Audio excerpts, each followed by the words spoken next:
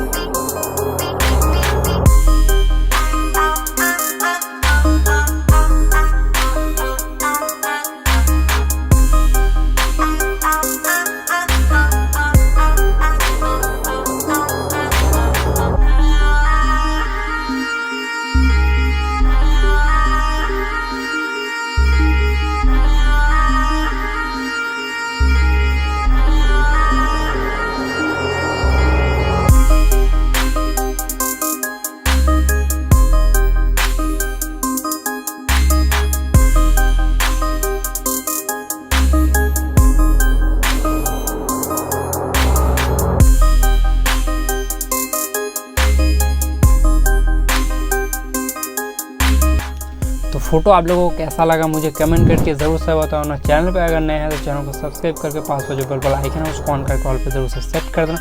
और अगर इस वीडियो को आप लोग फेसबुक से देख रहे हो तो फेसबुक पेज पे मेरे फॉलो कर देना। और डिस्क्रिप्शन बॉक्स पे लिंक है टेलीग्राम का, तो वहाँ पे आप लोग पिन आसानी से आप लोगों को मिल जाएगा। तो मिलते हैं नेक्स्ट वीडियो पे, तब तक के लिए बाय बाय।